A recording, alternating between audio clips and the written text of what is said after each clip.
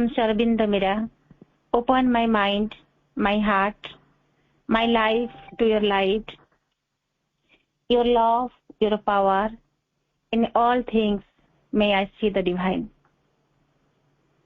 परम प्रभु श्री अरविंद दिव्य जननी मां को पाद पद्म तले शत शत प्रणाम। पूज्य वीर भाई लुना आपा, अंजना आपा, शकुंतला आपा, ज्योत्स्ना आपा एवं अन्य समस्त अपा भाई को प्रणाम। वंदे मातरम।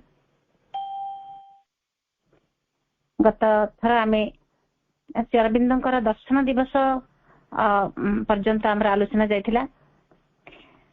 एप्रिल मास दर्शन संबंध से आलोचना टी रखी।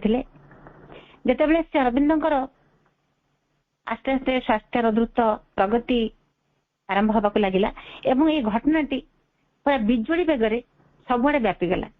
श्री अरविंदर स्वास्थ्य खूब सुंदर भाव अग्रगति कर चली सुस्थ हो उठिले श्री अरविंद एवं लोकों भितर जमी दर्शन करने भितर गोटे जमी आर्तचित्कार केते व्याकुलता से भितर आम केमी श्री अरविंद को दर्शन कर जेहेतु स्वास्थ्य खराब थिला से केते जन मात्र पाखे सेवा करने अन्य मान दर्शन पूरा पूरी बंद हो जाता। तो से जमी गोटे आर्तचित्कार करने आरंभ करदे केमी आम श्री अरविंद को दर्शन करूँ कहीं पूर्व दुईटी जाक दर्शन अलरेडी से हर सारे एवं अगस्ट दर्शन टे आसूची आम जमी किपर भाव प्रभु को दर्शन करूँ। एत दिन दीर्घ समय अपेक्षा करवा केते कष्टकर से कथा केवल से माने अनुभवी मैंने कहींपारे। एत दिन व्यवधान दीर्घ दिन अतिवाहित हो गला दर्शन करा जाए नहीं। तो से भर जो व्याकुलता केवल से गोटे शब्द रे प्रकाश करने संभव नुहे। अनुभव कथा से केवल ही अनुभव करें केते कष्ट से एवं माँ भक्त मान पक्ष ने ओकिलाती कले एवं जदि बा माँ कहते ओकिलाती करने एत आवश्यक भी पड़ानी प्रयोजन है कहीं जिते नीरद्रवण कहते जिते माँ को हृदय तली गला बापा हृदय तलिया बेसी समय लगे एवं माँ मत चाहूले श्री अरविंद जिते शीघ्र पुणी नियमित कार्यावली ग्रहण करते माँ चाहूले कथा एवं दीर्घ समय जो या भर अतिवाहित हो जाए कौ दिन दर्शन कर श्री अरविंद को कौ दिन भक्त मान दर्शन करेंगे से स्थिर है कौन ना 24 तारीख टी स्थिर करागला। जमी गोटे आम ये गोटे हूँ तो लीला बोली कहीपर जमी श्री कृष्णकर लीला समय सहचर मैंने जमी थे गोपर से गोप बालक मैंने जमी गोटे लीला सहचर थे सेमती श्री अरविंदर आश्रम जो मैंने थे साधक मैंने लीलार से सब सहचर थे एवं दर्शन करने गोटे से 24 तारीख टी स्थिर करागला। April 24th was then fixed for the darshan, as it was the day of the mother's final arrival in Pondicherry. Thenceforth, the April darshan became a permanent feature. एवं यही 24 तारीख निर्धारित करागला कहीं ना माँ पंडिचेरी को यह शेष आगमन दिवस थिला। तो यही दिन टी दर्शन करने स्थिर करागला एवं से दिन ठारू से दर्शन दिन ठारू एवं ये जो एप्रिल 24 तारीख दर्शन टी स्थायी भाव में कैलेंडर लिखाईगला यही दिन टी जमी श्री अरविंदर जन्मदिन माँ जन्मदिन सिद्धि दिवस जमी पूर्वर दिन ही दर्शन कर यही तारीख टी स्थिर हो गला जे दिन टी ही प्रति वर्ष दर्शन कर भक्त मैंने एवं यही समय सुविधा समस्त कौन है ना समर भैकेशन यही समय थाए से समय जो माने सब छात्र माने से छुट्टी अध्यापक मान छुट्टी टीचर मानकर ये समय समस्त एक उपयुक्त समय यही समय समस्ते श्री अरविंद दर्शन यही तारीख टी ही समस्ते उपयुक्त बोली विवेचना कले एवं जमी दर्शन जमी सकाଳେ कराए दर्शन सकाळ न होकर अपराह्न हवा स्थिर है एवं ନିରଦବନ ଲେଖୁଛନ୍ତି ଯେ ଏଇ ଦର୍ଶନ ଯୋଉ ଶବ୍ଦଟି, ଏଇ ଦର୍ଶନ ଶବ୍ଦଟିର ଯୋଉ ଆକ୍ଷରିକ ଅର୍ଥ ସେଇ ଦିନ ଠାରୁ ଯେ ଦର୍ଶନଟା ଠିକ ସେଇଭଳି ଭାବରେ ହେଲା। ଦର୍ଶନର ଶବ୍ଦର ଯୋଉ ଆକ୍ଷରିକ ଅର୍ଥ ସେଇ ଅନୁସାରେ ହେଲା। ଅର୍ଥାତ୍ ଯେମିତି ପୂର୍ବରୁ ସେମାନେ ଆସୁଥିଲେ, ଶ୍ରୀଅରବିନ୍ଦଙ୍କୁ ଦର୍ଶନ କରୁଥିଲେ, ତାଙ୍କ ପାଖରେ ସମୟ କଟୁଥିଲେ, ତାଙ୍କ ସହିତ ଆଳାପ ଆଲୋଚନା ମଧ୍ୟ କରୁଥିଲେ, କିନ୍ତୁ ସେଇ କଥାଟିକୁ ପରିବର୍ତ୍ତନ କରିଦିଆଗଲା ଯେ କଣ ନା ଭକ୍ତମାନେ ଆସିବେ, ମା ଏବଂ ଶ୍ରୀଅରବିନ୍ଦଙ୍କ ସମ୍ମୁଖରେ ଅଳ୍ପ ସମୟ ପାଇଁ ମାତ୍ର ଛିଡା ହେବେ, ଖାଲି ତାଙ୍କୁ ଦର୍ଶନ କରିବେ ଏବଂ ତାପରେ ନୀରବରେ ଚାଲିଯିବେ, ଆଉ ଅଧିକ ସମୟ ରହିବେ ନାହିଁ। ଅଧିକ ସମୟ ରହିବେନି, କେବଳ ଛିଡା ହେବେ, ଗୋଟିଏ ମାତ୍ର ଶ୍ରୀଅରବିନ୍ଦଙ୍କୁ ଖାଲି ଟିକେ ଭଲ ଭାବରେ ଦର୍ଶନ କରିବେ, ଛିଡା ହେଇ କିଛି ସମୟ ନୀରବରେ ଚାଲିଯିବେ, କୌଣସି କଥାବାର୍ତ୍ତା ଏସବୁ କିଛି ରହିବ ନାହିଁ, କେବଳ ନୀରବରେ ଛିଡା ହେବେ, ଦର୍ଶନ କରିବେ ଏବଂ ଚାଲିଯିବେ। ଏବଂ ଯେତେବେଳେ ଶ୍ରୀଅରବିନ୍ଦ କଥା ଶୁଣିଲେ, ଶ୍ରୀଅରବିନ୍ଦ କହୁଛନ୍ତି, Sri Aurobindo tersely remarked, no more of that long 7 hours our darshan. ଗୋଟେ ଦୃଢତାର ସହିତ ଶ୍ରୀଅରବିନ୍ଦ ସଂକ୍ଷିପ୍ତ ଭାବରେ ଦୃଢତାର ସହିତ କହିଲେ ଯେ 7 ଘଣ୍ଟିଆ ଦର୍ଶନ ହବନି। 7 ଘଣ୍ଟିଆ ଦର୍ଶନ ତ ମାନେ ପୂର୍ବରୁ କଣ ହଉଥିଲା ନା ଆଡମ୍ବର ସହକାରେ ଦର୍ଶନ ଗୁଡିକ ପାଳନ ହଉଥିଲା।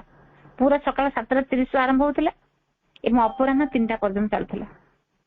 ସକାଳ 7:30 ଅପରାହ୍ନ 3ଟା ଯାଏ ଭକ୍ତମାନେ ଫୁଲ ଆଣୁଥିଲେ, ଫୁଲମାଳ ଦଉଥିଲେ, ପ୍ରଣାମ କରୁଥିଲେ। କେବଳ ଥରେ ନୁହେଁ, 2 ଥର 3 ଥର 4 ଥର ମଧ୍ୟ ପ୍ରଣାମ କରୁଥିଲେ। ଏବଂ ମା ଶ୍ରୀଅରବିନ୍ଦ ଆସନରେ ସେଭଳି ଭାବରେ ବସି ରହୁଥିଲେ ଏବଂ ସେମାନେ ପ୍ରଣାମ କରୁଥିଲେ। ସେଇ କଥାଟି ଆଉ ରହିଲା ନାହିଁ, ବନ୍ଦ ହେଇଗଲା। ଏବଂ ସେ ଦର୍ଶନ ଦିବସଟି ଆସିଲା। In the morning, the mother arrived in his room with a flower, probably a red lotus, knelt before the Lord, placed the lotus on his bed and bowed down to receive his blessings and his sweet smile.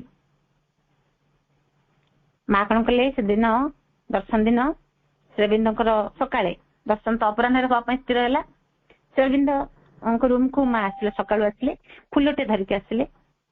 ସେ ଲେଖୁଛନ୍ତି ଯେ ବୋଧହୁଏ ତା ଥିଲା ଗୋଟେ ଲୋହିତ ରଙ୍ଗର ଗୋଟେ ପଦ୍ମ ଫୁଲ। ସେ କଣ କଲେ ନା ପ୍ରଭୁଙ୍କ ସମ୍ମୁଖରେ ଆଣ୍ଠୁ ମାରିକି ବସିଲେ। ମା ଶ୍ରୀଅରବିନ୍ଦଙ୍କ ସମ୍ମୁଖରେ ଆଣ୍ଠୁ ମାରିକି ବସିଲେ, ତାଙ୍କ ଶଯ୍ୟା ଉପରେ ସେଇ ପଦ୍ମ ଫୁଲଟିକୁ ଥୋଇଲେ ଏବଂ ତାଙ୍କୁ ପ୍ରଣାମ କଲେ। ତାଙ୍କର ଆଶୀର୍ବାଦ, ତାଙ୍କର ସେ ମଧୁର ସ୍ମିତ ହାସ୍ୟ ଟିକକ ଲାଭ କରିବା ପାଇଁ ତାଙ୍କୁ ପ୍ରଣାମ କଲେ।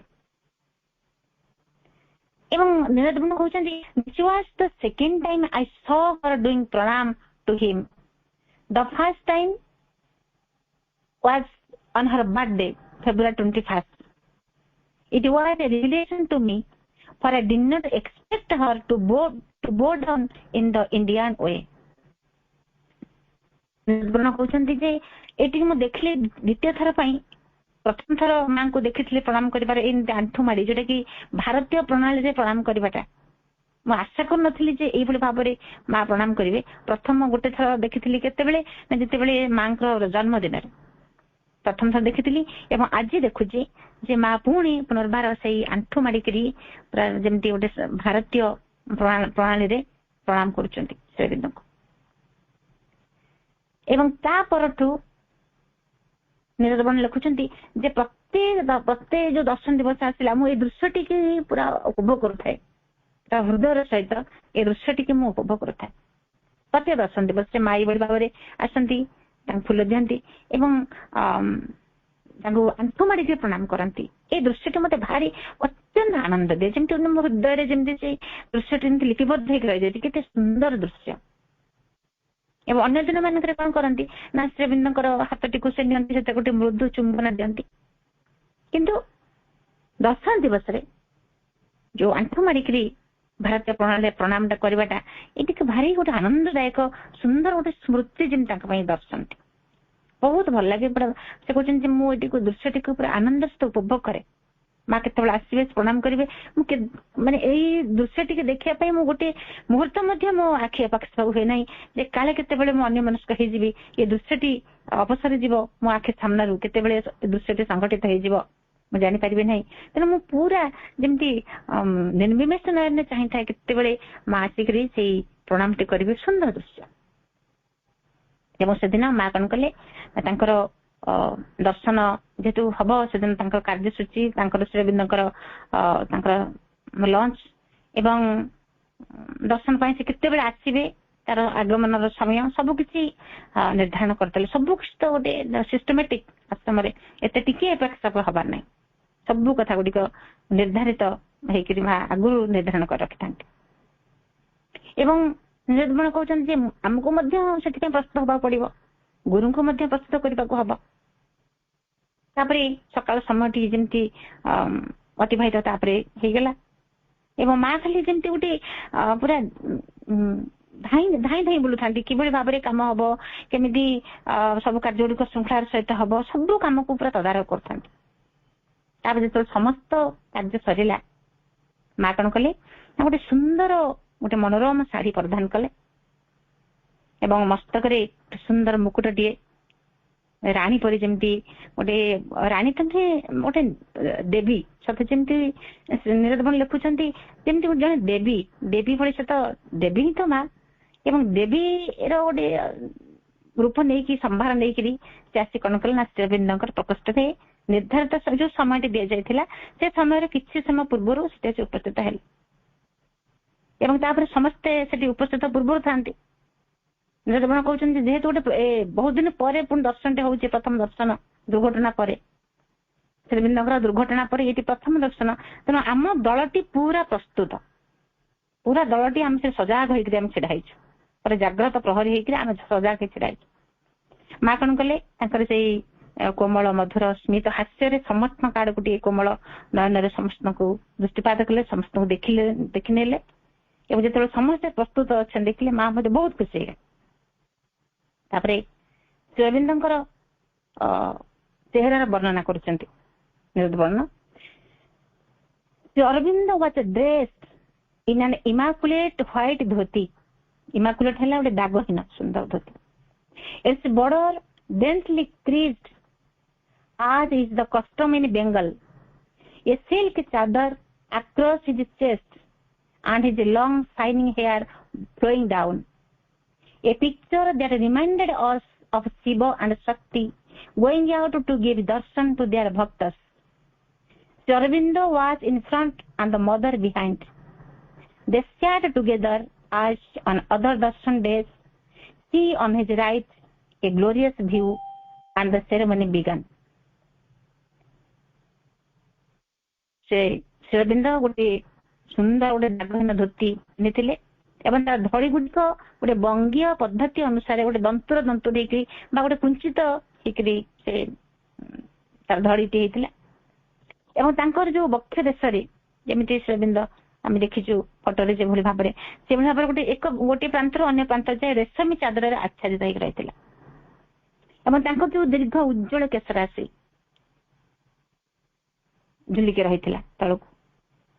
ଏବଂ ଏଇ ଯୋଉ ସୁନ୍ଦର ଦୃଶ୍ୟ ଶ୍ରୀଅରବିନ୍ଦଙ୍କର ଏଇ ଯୋଉ ଚମତ୍କାର ଦୃଶ୍ୟ, ତାଙ୍କର ଯୋଉ ତାଙ୍କର ସୌନ୍ଦର୍ଯ୍ୟ, ତାଙ୍କର ଚେହେରା ଯେମିତି ଆମକୁ ସ୍ମରଣ କରିଦଉଛି ଯେ ସତେ କି ଶିବ ଏବଂ ଶକ୍ତି ତାଙ୍କର ଭକ୍ତ ମାନଙ୍କୁ ଦର୍ଶନ ଦେବା ପାଇଁ ଚାଲିଛନ୍ତି। ଆଗରେ ଶ୍ରୀଅରବିନ୍ଦ ଥାନ୍ତି, ସମ୍ମୁଖରେ ମା ତାଙ୍କ ପଛରେ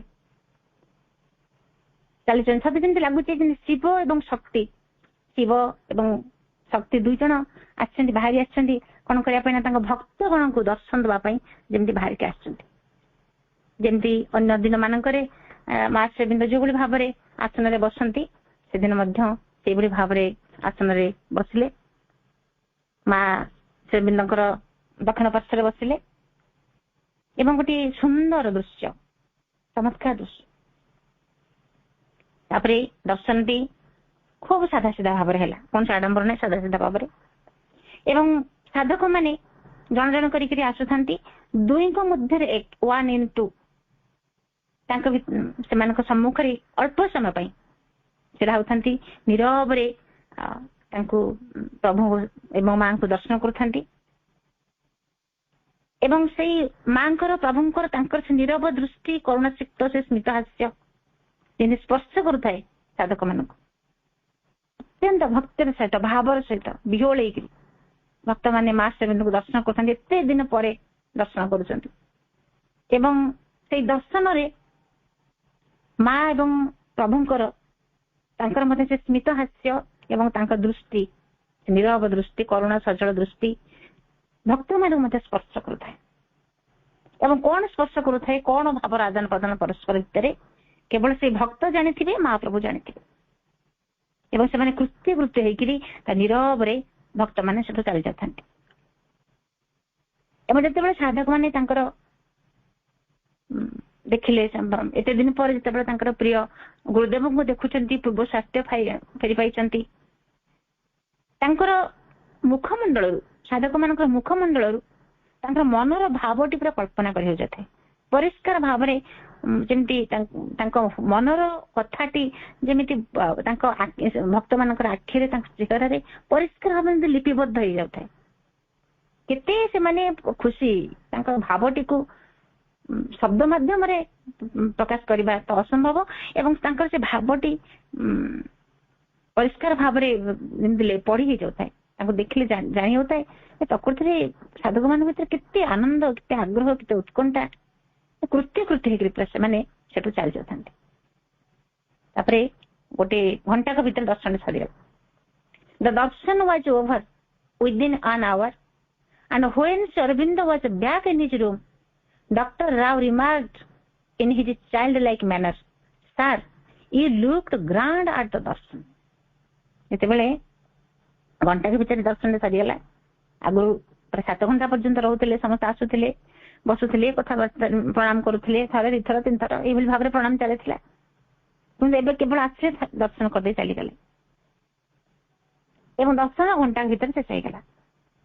ଯେତେବେଳେ ଶ୍ରୀ ଅରବିନ୍ଦ ତାଙ୍କ ପ୍ରକୋଷ୍ଠକୁ ଫେରି ଆସିଲେ, ଡାକ୍ତର ରାଓ କଣ କଲେ, ତାଙ୍କର ସେଇ ଗୋଟେ ଚାଇଲ୍ଡ ଲାଇକ୍ ତାଙ୍କର ସେଇ ଭଙ୍ଗୀରେ ସେ କହୁଛନ୍ତି ଯେ, ସାର୍ ଆପଣ ଭାରି ସୁନ୍ଦର ଦେଖାଯାଉଥିଲେ, ଦର୍ଶନ ସମୟରେ ଚମତ୍କାର ଦିଶୁଥିଲେ।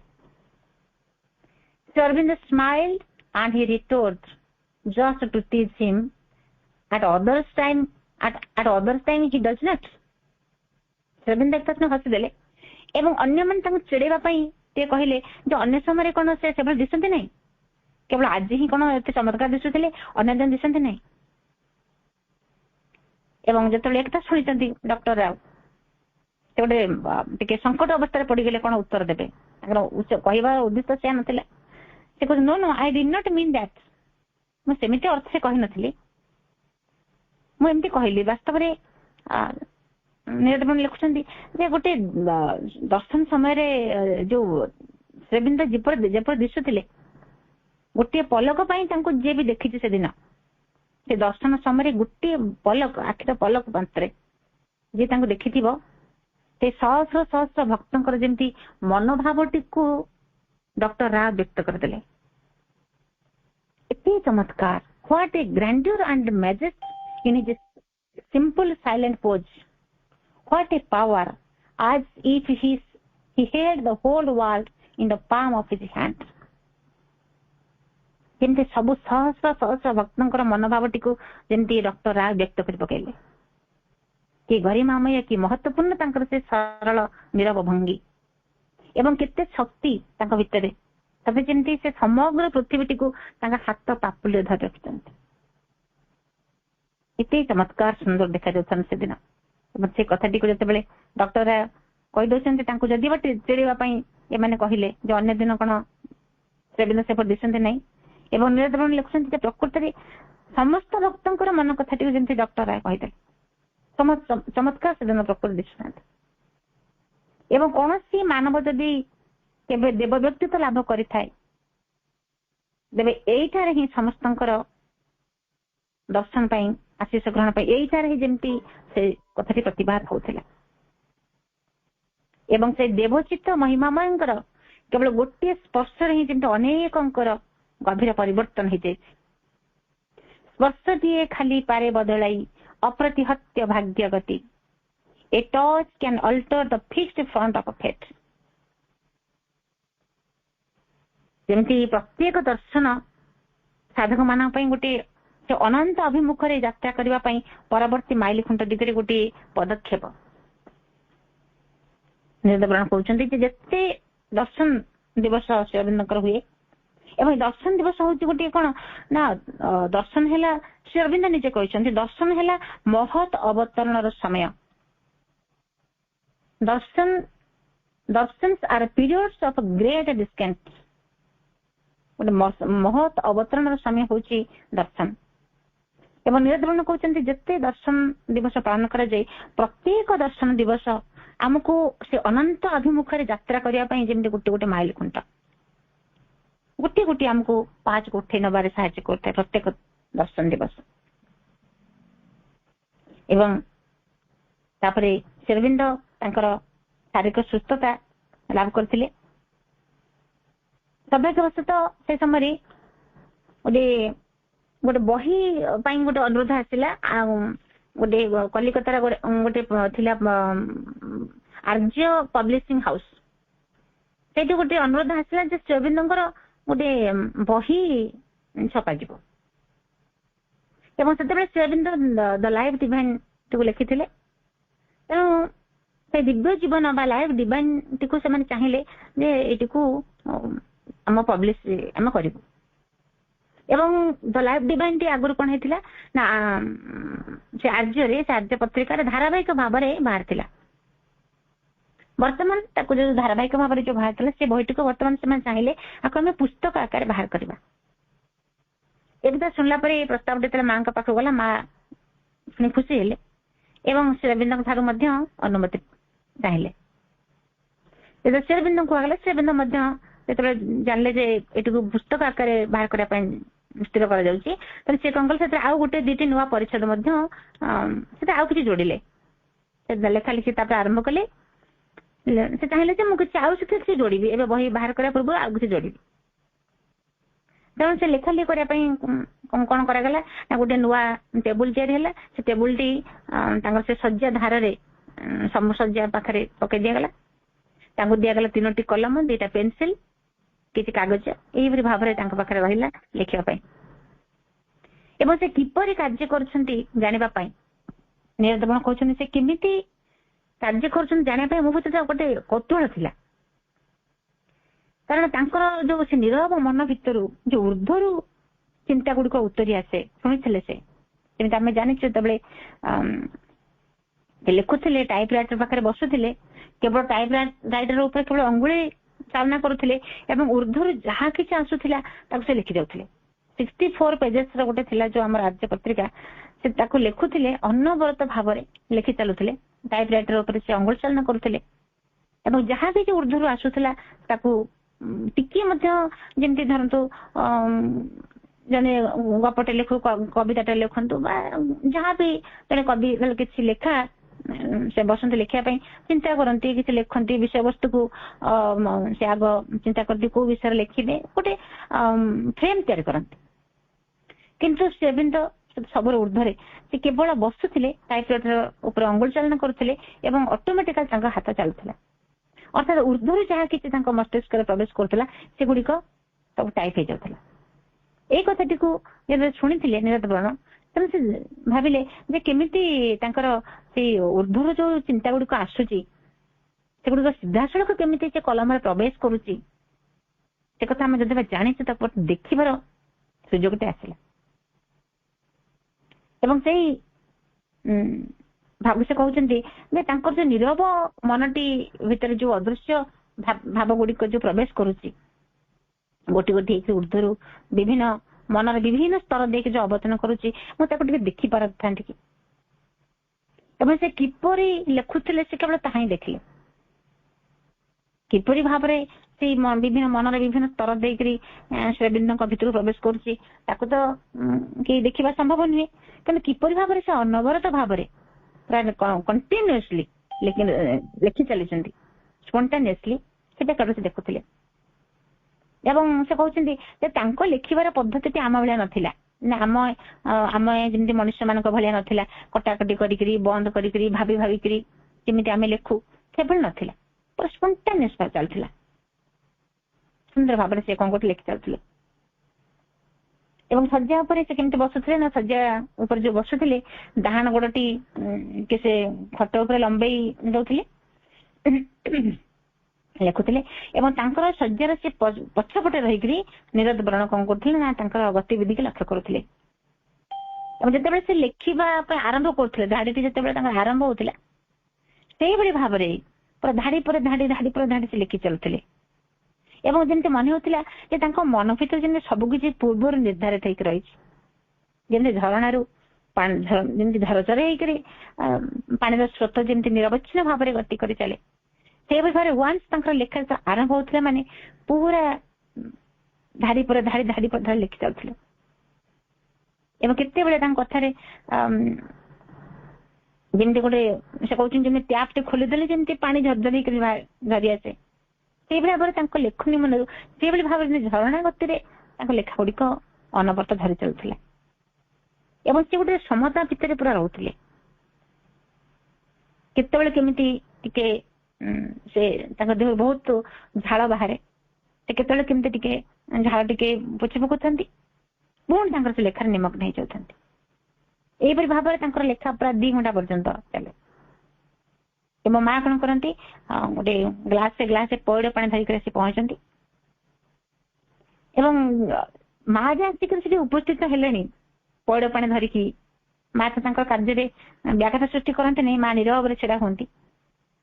ଏବଂ କେତେବେଳେ ଯେ ମା ଆସି ପହଞ୍ଚିଛନ୍ତି ସେ କଥା ମଧ୍ୟ ସେ ବିନ୍ଦୁ ଜାଣିପାରନ୍ତି ନାହିଁ। ଏବଂ ମାଙ୍କର ଉପସ୍ଥିତିକୁ ଜାଣିବା ପାଇଁ, ସଚେତନ ହେବା ପାଇଁ ତାଙ୍କୁ ମଧ୍ୟ ବେଶ କିଛି ସମୟ ଲାଗେ। ସେ ପର୍ଯ୍ୟନ୍ତ, ସେ ଜାଣିବା ପର୍ଯ୍ୟନ୍ତ ମାଙ୍କୁ ସେଇଭଳି ଭାବରେ ସେ ଅପେକ୍ଷା କରିଥାନ୍ତି। ଯେତେବେଳେ ମାଙ୍କ ଉପରେ ଦୃଷ୍ଟି ଟିକେ ପଡିଯାଏ, ବିସ୍ମୟ ସୂଚକ ଖାଲି ଏମିତି ଟିକେ କହିଥାନ୍ତି ଯେ କେତେବେଳେ ଆସି ପହଞ୍ଚିଗଲେ। ତାପରେ ସେ କଣ କରନ୍ତି, ମାଙ୍କର ସେଇ ପ୍ରେମ ବୋଳା ହସ୍ତରୁ କଣ କରନ୍ତି ନା ଗ୍ଲାସଟି ଗ୍ରହଣ କରନ୍ତି, ଧୀରେ ଧୀରେ ପାନୀୟ ଟିକି ସେ ପାନ କରନ୍ତି। ଏବଂ ସେତକ ଗ୍ରହଣ କରିସାରିଲା ପରେ ପୁଣି ସେ ତାଙ୍କର କାମରେ ବୁଡିଯାଆନ୍ତି। ଏବଂ ମା କଣ କରନ୍ତି ନା ଗୋଟେ ମଧୁର ସ୍ମିତା ହାସ୍ୟଟେ ଧରି ସେ ସେଇଠି ତାଙ୍କ ପାଖରେ ଛିଡା ହୁଅନ୍ତି ଏବଂ ତାଙ୍କୁ ମଧ୍ୟ ଲକ୍ଷ୍ୟ କରନ୍ତି। ତାପରେ ସେ କହୁଛନ୍ତି ଯେ ତାଙ୍କର ଯୋଉ ସ୍ୱର୍ଗ ସୁଖ ପ୍ରଦାୟିନୀ ଦୃଷ୍ଟି 2 ଜଣଙ୍କର, ମାଙ୍କର ପ୍ରଭୁଙ୍କର ସେ ଯୋଉ ଦୃଷ୍ଟିର ବିନିମୟ, କ୍ଷଣିକ ପାଇଁ ବିନିମୟ, ଯେ ତା ଯେମିତି ଗୋଟେ ମଧୁର ଦୃଶ୍ୟ, ଚମତ୍କାର ଦୃଶ୍ୟ।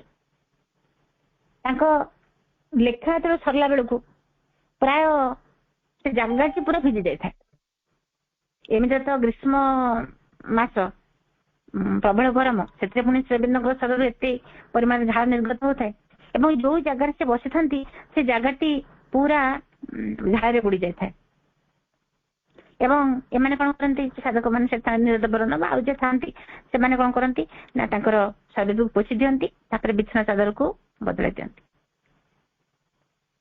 ଯେତେବେଳେ ସେ କହୁଛନ୍ତି ଯେ ଗୋଟିଏ ବିଷୟ ସବୁଠୁ ବେଶୀ ମତେ ଆଘାତ କଲା, ଯେ ପ୍ରଥମ ପରିଚ୍ଛେଦରେ ଯେତେବେଳେ ସେଦିନଙ୍କର ଶେଷ ହେଇଗଲା, ସେ ତାକୁ କଣ କଲେ ନା ଛିଣ୍ଡେଇକିରି ଗୋଟେ କାଗଜ ଟୋକେଇରେ ପକେଇ ଦେବା ପାଇଁ ଆମକୁ କହିଲେ। କାହିଁକି ନା ସେ କହିଲେ ଯେ ଯାହା ଲେଖିଥିଲି ସେଗୁଡିକ ଯଥେଷ୍ଟ ନୁହେଁ, ମତେ ଆଉ ଥରେ ପୁଣି ମୁଁ ତାକୁ ଲେଖିବି। ଏବଂ ସେ ପରିଚ୍ଛେଦକୁ ମାନେ ନ ଛିଣ୍ଡେଇକିରି ତାକୁ ସେଇଭଳି ଭାବରେ ରଖିଦେବା ପାଇଁ ନିରଦବଣ କହୁଛନ୍ତି ଯେ ମୋର ଭାରି ଲୋଭ ହେଲା ଯେ ମୁଁ ତାକୁ ସେ ଯୋଉ କାଗଜ ଲେଖୁଥିଲେ ମତେ ଦେଇଛନ୍ତି ତାକୁ ଛିଣ୍ଡେଇକିରି ଅଳିଆରେ ପକେଇ ଦେବା ପାଇଁ, ତାହା ନ କରିକି ମୋର ଇଚ୍ଛା ହଉଛି ଯେ ମୁଁ ତାକୁ ସେଇଭଳି ଭାବରେ ଅକ୍ଷତ ଅବସ୍ଥାରେ ମୋ ପାଖରେ ରଖନ୍ତି। ଆଉ ଯଦି ମୁଁ ରଖୁଛି ତାହେଲେ ଶ୍ରୀରବିନ୍ଦଙ୍କର ଆଦେଶର ମଧ୍ୟ ଲଙ୍ଘନ। ତାପରେ ଏ କଥା ଯେତେବେଳେ ଚମ୍ପକଲାଲ ଶୁଣିଲେ, ଚମ୍ପକଲାଲ କହିଲେ ଠିକ ଅଛି, ତମେ ଗୋଟେ କାମ କର, ସେଥିରୁ କିଛି ଛିଣ୍ଡା କାଗଜ ତାକୁ ତମ ସ୍ମୃତି ସ୍ୱରୂପ କିଛି ଟୁକୁରା କାଗଜ ନେଇକରି ଗୋଟେ ସ୍ମୃତି ସ୍ୱରୂପ ତୁମ ପାଖରେ ରଖ ଯଦି ଚାହୁଁଛ। ଏବଂ ତାକୁ ମଧ୍ୟ ସେ ଆମତେ କରିଥିଲେ, ସେଇ କାଗଜରୁ ସେ କିଛି ନିଜ ପାଖରେ ରଖିଥିଲେ ଅକ୍ଷତ ଭାବରେ। ଏବଂ ନିରଦବଣ କହୁଛନ୍ତି ଯେତେବେଳେ ସେଇ ହସ୍ତଲିପି ମୁଁ ଦେଖିଲି, ତାଙ୍କ ହ୍ୟାଣ୍ଡ ରାଇଟିଂ ଏତେ ସୁନ୍ଦର, ଗୋଟିଏ ବି ଯେମିତି କଟାକଟି ନାହିଁ, ପୁରା ଅକ୍ଷତ ଅବସ୍ଥା। ଆଉ ଯେତେବେଳେ ସେ ଯୋଉ ଚିଠି ପତ୍ର, ଯୋଉ ହାତ ଲେଖା ଚିଠି ପତ୍ରର ଯେତେବେଳେ ଉତ୍ତର ଦିଅନ୍ତି, ସେମିତି ଅକ୍ଷର ବି ମୋଟେ ନୁହେଁ। କାରଣ ସେ ଚିଠି ପତ୍ର ଯେତେବେଳେ ଶ୍ରୀରବିନ୍ଦ ଲେଖନ୍ତି, ନିରଦବଣ କହୁଛନ୍ତି ସେ ଯୋଉ ଲେଖିଥାନ୍ତି ତାକୁ ବେଳେ ବେଳେ ମୁଁ ମଧ୍ୟ ପଢିପାରେ ନାହିଁ, କିନ୍ତୁ ଏବେ ଯୋଉ ସେ ଲେଖିଛନ୍ତି ଏତେ ଚମତ୍କାର ଭାବରେ ଦେଖାଉଛି, ସୁନ୍ଦର ଦେଖାଉଛି, ପରିଷ୍କାର ଭାବରେ ପଢି ଯାଉଛି। ଏବଂ ଯେତେବେଳେ ଆର୍ଯ୍ୟ ସେ ଯେତେବେଳେ ଆର୍ଯ୍ୟର ସାତଟି ଯାକ ସାତ ଖଣ୍ଡ ଯାକ ଯେତେବେଳେ ସେ ଟାଇପରାଇଟର ଲେଖୁଥିଲେ, ସେ କହୁଛନ୍ତି ଯେମିତି ଗୋଟେ ବୋମଯାନୀୟ ଗତି, ବୋମଯାନୀୟ ଗତି, ଯେମିତି ବୋମଯାନ ଯୋଉଭଳି ଭାବରେ ଗତି କରେ ତାଙ୍କ ଲେଖା ଗୁଡିକର ଗତି ଠିକ ସେୟା ହିଁ ଥିଲା। ଏବଂ ସେ କହୁଛନ୍ତି ଯେ ଏଇଭଳି ଭାବରେ ଭଲ ମୁଁ ଟିକେ ଲେଖିପାରନ୍ତି କି। ତେବେ ଯାହା ହଉ ସେ ଲେଖାଟି ସରିଲା ଏବଂ ତାପରେ ସାବିତ୍ରୀର ଲେଖା ଆରମ୍ଭ ହେଲା। ସେତେବେଳେ ଗୋଟେ ସମ୍ପୂର୍ଣ୍ଣ ଭିନ୍ନ ପ୍ରକାର ଥିଲା। ତାଙ୍କୁ ଟିକେ ଭାବିବାକୁ ପଡିଥିଲା, ପରିଶ୍ରମ କରିବାକୁ ପଡିଥିଲା, କିଛି କଟାକଟି କରିବାକୁ ପଡିଥିଲା ବା ପୁଣି କିଛି ଅଂଶକୁ ବାଦ ଦେଇକରି ଆଉ କିଛି ନୂଆ ଅଂଶ ମଧ୍ୟ ସେଥିରେ ଲେଖିବାକୁ ପଡିଥିଲା। ଏବଂ ଏ ସବୁ କିଛି ଅବଶ୍ୟ ନୀରବ ମନରୁ ହିଁ ତାଙ୍କର ଆସୁଥିଲା।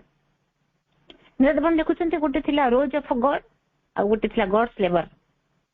ଏଇଭଳି ଯୋଉ କେତୋଟି କବିତା ସେଇଭଳି ଭାବରେ ତାଙ୍କର ସେଇ ଉର୍ଦ୍ଧ୍ୱ ମନରୁ ଉତ୍ତରି ଆସିଥିଲା ଏବଂ ସେଥିରେ ଗୋଟିଏ ମଧ୍ୟ ଶବ୍ଦ ଆଉ ଗୋଟେ ଶବ୍ଦ ମଧ୍ୟ ପରିବର୍ତ୍ତନ କରାଯାଇନଥିଲା। ପୁରା ଯାହା ସେମାନେ ଯାହା ଚିନ୍ତା କରୁଥିଲେ, ଯାହା ଲେଖୁଥିଲେ ତାହା ସେଇଭଳି ଭାବରେ ରଖାଗଲା। ଏବଂ ଯେମିତି ଗୋଟେ ଅନ୍ଧକାର ରାତିର ଅବସାନ ପରେ ଯେମିତି ସୂର୍ଯ୍ୟୋଦୟ ଆସେ, ସେଇଭଳି ଭାବରେ ଶ୍ରୀ ଅରବିନ୍ଦଙ୍କର ଶରୀର ସୁସ୍ଥ ହେଇ ଆସିଲା ଏବଂ ଯେତେବେଳେ ସେ ପୁନର୍ବାର ତାଙ୍କର କାର୍ଯ୍ୟକୁ ଗ୍ରହଣ କଲେ, ଏ କଥାଟି ନିଶ୍ଚିତ ଭାବରେ ନିର୍ଦେବଣ କହୁଛନ୍ତି ଯେ ମାଙ୍କୁ ନିଶ୍ଚିତ ଭାବରେ ଅତ୍ୟନ୍ତ ପ୍ରୀତ କରିଥିବ ଏ ଘଟଣାଟି।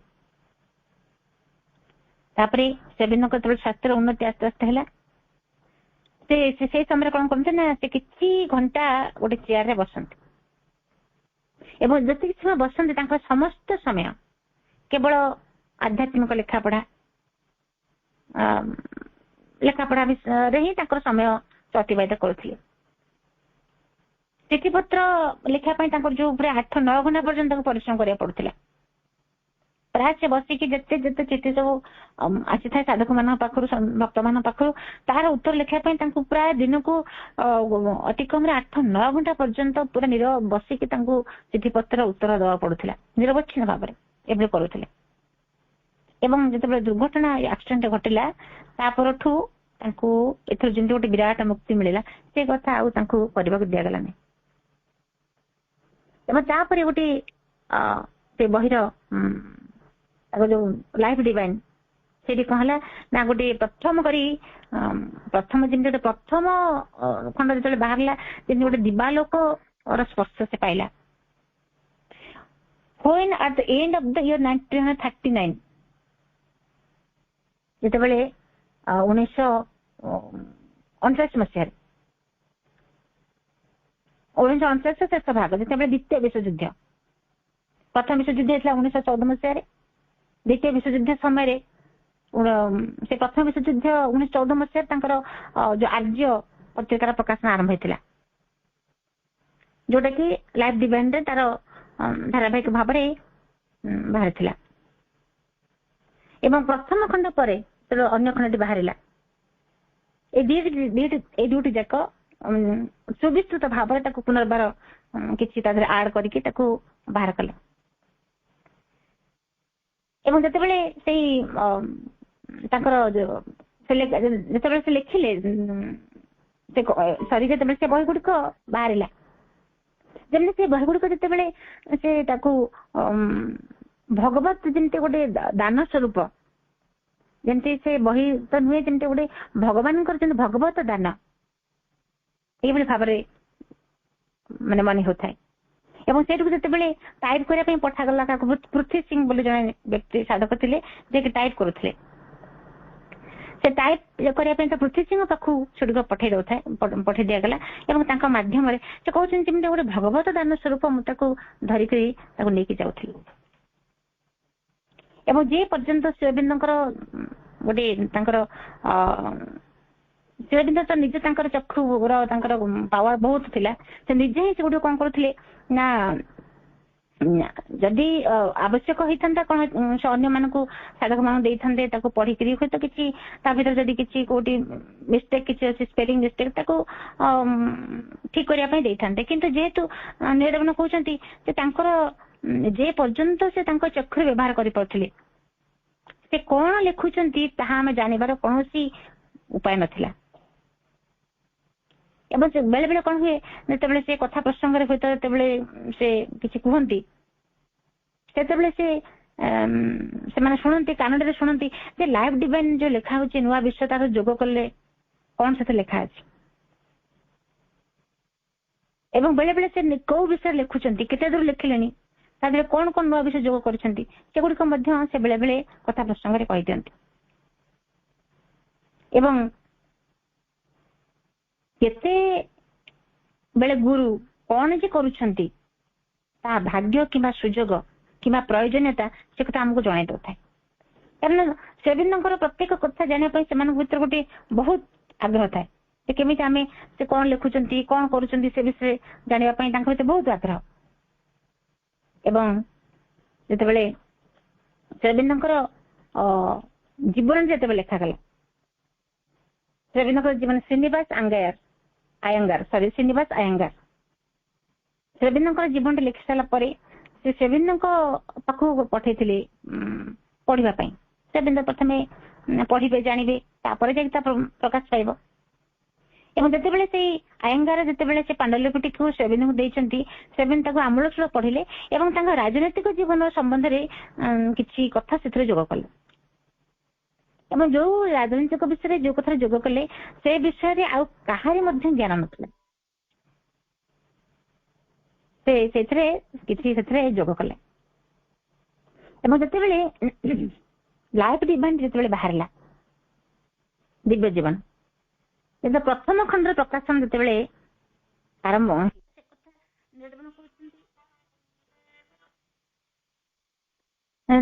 କହୁଛନ୍ତି ଯେ ପ୍ରଥମ ଦିବ୍ୟ ଜୀବନ ଯେତେବେଳେ ପ୍ରଥମ ଖଣ୍ଡ ପ୍ରକାଶ ହେଲା, ଯେମିତି ସେଇଠି ଥିଲା ଆମ ପାଇଁ ଗୋଟେ ବିଶିଷ୍ଟ ଘଟଣା, ସେଦିନ ଥିଲା ବିଶିଷ୍ଟ ଦିନ ଏବଂ ବିଶିଷ୍ଟ ଘଟଣା। ସମସ୍ତଙ୍କ ଭିତରେ ଗୋଟେ ଆନନ୍ଦର ଯେମିତି ଗୋଟେ ଦିବ୍ୟ ଜୀବନ ପ୍ରକାଶ ପାଉଛି, ଏଇଭଳି ଦିବ୍ୟ ଜୀବନ ପ୍ରକାଶ ପାଇଲା, ଏଇଭଳି ଭାବରେ ଯେମିତି ଗୋଟେ ସମସ୍ତଙ୍କ ଭିତରେ ଯେମିତି ସମସ୍ତେ କହି ବୁଝନ୍ତି ଯେ ଦିବ୍ୟ ଜୀବନ ଆଜି ପ୍ରକାଶ ପାଉଛି।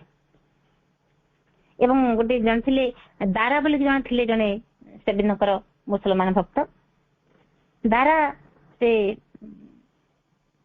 ଯେତେବେଳେ ଦିବ୍ୟ ଜୀବନ ପ୍ରକାଶ ପାଇଲା, ଦାରା କଣ କଲେ, ଗୋଟେ ସୁନ୍ଦର ଗୋଟେ ଲଘୁ କବିତାଟେ ଲେଖିଲେ। କିଭଳି କବିତା ଲେଖୁଛନ୍ତି, life divine full of wine, ଅର୍ଥାତ୍ ଦିବ୍ୟ ଜୀବନ ମଦ୍ୟରେ ପୂର୍ଣ୍ଣ।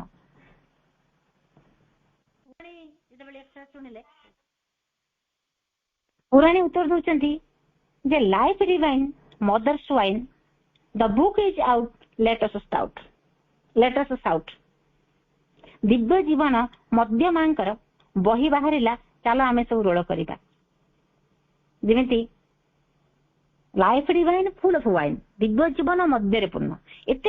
ଏମିତି ଭାବରେ ଯେମିତି ଗୋଟେ ନିଶାସକ୍ତ ବ୍ୟକ୍ତି ତା ନିଶାକୁ ଯେମିତି ସେ ଛାଡି ପାରେ ନାହିଁ, ନିଶାସକ୍ତ ବ୍ୟକ୍ତିଟି କୁହାହବ ନିଶା ଛାଡିବା ପାଇଁ ଛାଡି ପାରିବନି, ବହୁତ ବଡ କଷ୍ଟକର ତା ପାଇଁ। ସେଇଭଳି ଭାବରେ ଯେମିତି ନିଶାସକ୍ତ ବ୍ୟକ୍ତି ନିଶାରେ ଯେମିତି ଆସକ୍ତ ଛାଡିପାରି ନାହିଁ, ସେଇଭଳି ଭାବରେ ଯୋଉ ଲାଇଫ ଡିଭାଇନ ବହିଟି ବାହାରିଲା, ଏଭଳି ଭାବରେ ଯେ ବହିରେ ଯାହା ସବୁ ଅଛି ସମସ୍ତ ଦଳ ବର୍ତ୍ତମାନ ତାକୁ ଅଧ୍ୟୟନ କରୁଥିବେ, ଯେତେବେଳେ ସେମାନେ ବହିଟିକୁ ଏଭଳି ଭାବରେ ଯେମିତି ନ ପଢିଲେ ଶେଷ ନ କରିବା ପର୍ଯ୍ୟନ୍ତ ଯେମିତି କାହାକୁ ଆଖି ନିଦ ନାହିଁ। ତେଣୁ ସେ କହୁଛନ୍ତି ଦିବ୍ୟ ଜୀବନ ମଧ୍ୟରେ ପୂର୍ଣ୍ଣ। ସମସ୍ତଙ୍କର ଗୋଟେ ବହିଟି ଆରମ୍ଭ କରିବା ଅର୍ଥ ଶେଷ ନ କଲେ ଯେମିତି ଶାନ୍ତି ନାହିଁ, ଚମତ୍କାର ଭାବେ ଲେଖା ହେଇଛି। ପୁଣି ପୁରାଣ ଲେଖିଲେ, ଦିବ୍ୟ ଜୀବନ ମଧ୍ୟମାଙ୍କର ବହି ବାହାରିଲା, ଚାଲ ଆମେ ସବୁ ରୋଳ କରିବା। ଯେମିତି ଛୋଟ ପିଲାଟି ଗୋଟେ ନୂଆ ଜାମାଟେ ପାଇଲେ ବା ନୂଆ କିଛି ଗୋଟେ କଣ୍ଢେଇଟେ ଆସିଲେ ସେ ଯେମିତି ଆନନ୍ଦରେ ଡେଇଁ ପଡେ, ଖୁସି ହୁଏ, ନାଚି ପକାଏ, ସେଇଭଳି ଭାବରେ ଭକ୍ତ ମାନଙ୍କ ଯେମିତି କହୁଛନ୍ତି ଯେ ଯୋଉ ବହିଟି ବାହାରିଲା, ଚାଲ ଆମେ ସବୁ ରୋଳ କରିବା, ଅର୍ଥାତ୍ ଚାଲ ଆନନ୍ଦ ମୌଜ ମଜଲିସ୍ କରିବା। କାରଣ ବହିଟି ବାହାରିଛି, ସେବିନ୍ଦଙ୍କର ବହୁତ ଦିନରୁ ପ୍ରକାଶିତ, ଯୋଉଟା କି ଧାରାବାହିକ ଭାବରେ କିଛି କିଛି ପ୍ରକାଶ ପାଉଥିଲା ଖଣ୍ଡିତ ଆକାରରେ, ଗୋଟେ ବହିଟି ବାହାରିଛି, ସେଥିରେ ନୂଆ ଦିଟା ସୁନ୍ଦର ଅଧ୍ୟାୟ ଦିଟା ଯୋଡା ହେଇଛି। ତାକୁ ନ ପଢିବା ପର୍ଯ୍ୟନ୍ତ, ନ ପଢିକି ଶେଷ ନ କରିବା ପର୍ଯ୍ୟନ୍ତ ଯେମିତି ଶାନ୍ତି ନାହିଁ। ଚାଲ ଆମେ ସମସ୍ତେ, ବହି ବାହାରିଲା, ଚାଲ ଆମେ ସବୁ ରୋଳ କରିବା। ଗୋଟେ ଏତେ ଆନନ୍ଦରେ ଗୋଟେ କିନ୍ତୁ ଗୋଟେ ପିଲାଳିଆମୀ ଭାବରେ ସେମାନେ ଆନନ୍ଦରେ ଗଦଗଦ ହେଇକରି ଏସବୁ କଥା କରୁଥିଲେ। ଏଇଠି ଆମେ ଆଜି ଆଲୋଚନାକୁ ଶେଷ କରିବା ଏବଂ ବହିଟି ବାହାରି ସାରିଲା ପରେ କିପରି ଭାବରେ ତାହା ବାହାରିଲା ଏବଂ କିପରି ତାହା ଲୋକମାନଙ୍କ ଦ୍ୱାରା କେତେ ଆଦୃତ ସେ ବିଷୟରେ ଆମେ ପରବର୍ତ୍ତୀ ସମୟରେ ଆଲୋଚନା କରିବା। ଆଜିର ଆଲୋଚନାଟିକୁ ମା ଓ ପ୍ରଭୁଙ୍କ ପାଦ ତଳେ ସମର୍ପଣ କରୁଛି। ସମସ୍ତ ପ୍ରଣାମ। ବନ୍ଦେ ମାତରମ୍। ମା।